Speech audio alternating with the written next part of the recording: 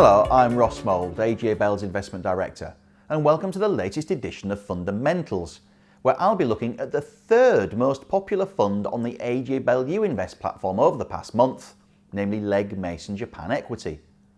The £676 million collective's mandate is to provide investors with capital growth, and it seeks to do so by putting money to work in companies quoted on the Japanese stock market, and particularly firms which look to have above average growth prospects.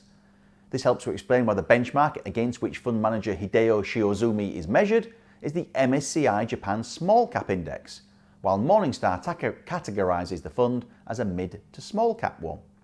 Now there's no yield to speak of, and the ongoing charge figure is 1.01%.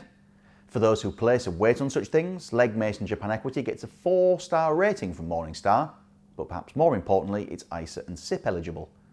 The fund is a concentrated one. It's got just 37 holdings, and as could be expected given the growth focus, it's heavily weighted towards healthcare and technology, although industrials and consumer cyclicals have good representation too. Unsurprisingly, given Japan's lack of domestic resources and reliance on imports, mining and energy, well, they've got no weighting at all. Key holdings include drug developer PeptiDream, brokerage Nihon M&A Center, biotech player Sosei, and robotics expert Cyberdyne. So, those are the mechanics. The question is, why would your fellow investors be buying Legg Mason Japan Equity Fund now?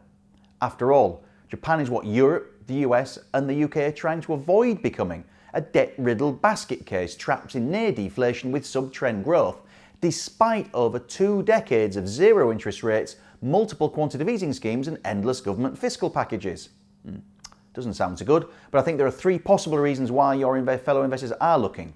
First, anyone who thinks the pound is going to fall further as a result of the Bank of England's 3-pronged monetary package may be looking to park money overseas. Foreign holdings will rise in value once translated back into sterling, assuming of course the share prices remain unchanged. The chart here shows how the yen has gained over the pound on the past year. It's increased by about 1/3. Second, fiscal and monetary stimulus. Yes, they've been tried before, but it is clear that the Bank of Japan and Prime Minister Shinzo Abe are not going to give up easily, if at all. The PM's just launched a new fiscal package worth, on the face of it, 28 trillion yen or 210 billion quid to accelerate the construction of a new maglev line between Tokyo and Osaka, help rebuild Kyushu after the spring earthquake, and top up welfare spending. Do note, however, that only 6 trillion yen or so of this is new spending above and beyond prior plans, and just 4.6 trillion falls in this year. However, the BOJ is still running its 80 trillion yen a year QE scheme, 600 billion quid a year, more than our own Bank of England has done in total since 2009. In addition, the BOJ may cut interest rates into even deeper negative territory. This, by the way, shows Japan's main policy rate since '89 may look increasingly familiar to students of the Bank of England and the Federal Reserve. Whether this works for the economy or not remains to be seen, but record low rates and bond yields have driven cash towards stocks in the UK, US and Europe. Same may happen in Japan, and that may be the view of buyers of this fund. The third reason for maybe getting involved is Japanese corporate governance is changing and for the better, encouraged by Prime Minister Abe's Abenomics social, economic and political reform programme. This places far greater emphasis on dividends, stock buybacks and generating a fair return for shareholders. Now this isn't to say the fund's for everybody. The Nikkei 225 index has done badly in yen terms this year as faith in Abenomics has wobbled. That stumble's seen the yen rise when Abe really wants it to fall to help exporters. And if the yen goes up, then you may lose on the currency what you could gain on the share prices in the fund. If we take that previous chart of the Nikkei further back, you can see what I mean about Japan being the role model no one wants to emulate.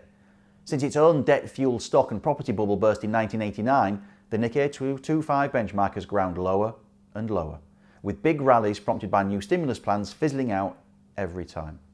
Now this fund at least may not worry too much about the big picture, given its focus is on high growth mid and small caps.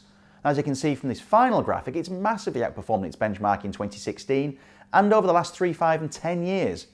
Note that Legg Mason Japan Equity is up 44% year to date in sterling terms, even if it has been helped by the strong yen, and that's not bad when the 225 Nikkei is down like 12% in headline currency terms this year.